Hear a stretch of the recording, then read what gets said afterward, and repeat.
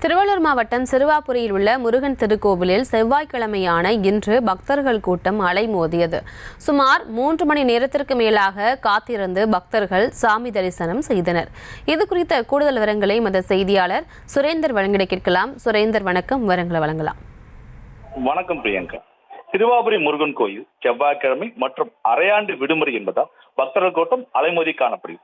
சுமார் 3 மணி நேரம் பக்தர்கள் காத்திருந்து சாமி தரிசனம் செய்து வருகின்றனர். திருவள்ளூர் மாவட்டம் சிறுவாபுரியில் பிரசித்தி பெற்ற பாலசுப்ரமணிய திருக்கோயில் அமைந்துள்ளது. தொடர்ச்சியாக 6 வாரங்கள் இங்கு வந்து நெய்தீபம் ஏற்றி வழிபட்டால் வேண்டுதல் நிறைவேறும் என்பது பக்தர்கள் நம்பிக்கையாக இருந்து வருகிறது. அதிலும் முருகனுக்கு உகந்த செவ்வாய்க்கிழமை நாட்களில் சிறுவாபுரி முருகன் கோயில் பக்தர்கள் அதிக அளவில் வந்து செல்வது வழக்கம். செவ்வாய்க்கிழமையான இன்று அரையாண்டு விடுமுறை என்பதால் சிறுவாபுரி முருகன் கோயில் பக்தர்கள் கூட்டம் அலைமோதி காணப்படுகிறது. திருவள்ளூர் மாவட்டம் மட்டுமல்லாது சென்னை உள்ளிட்ட பல்வேறு ஊர்களில் இருந்து ஏராளமான இங்கு சாமி தரிசனம் செய்து வருகின்றனர். பொது தரிசனம் 50 ரூபாய், 100 ரூபாய், கட்டண தரிசனம் என அனைத்து வரிசைகளிலும் பக்தர்கள் கூட்டம் அலைமோதி காணப்படுகிறது.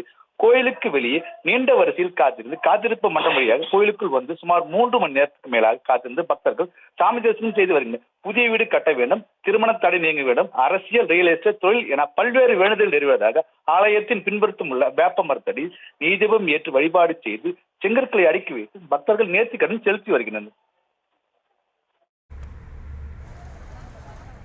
விவரங்களுக்கு நன்றி சுரேந்தர்.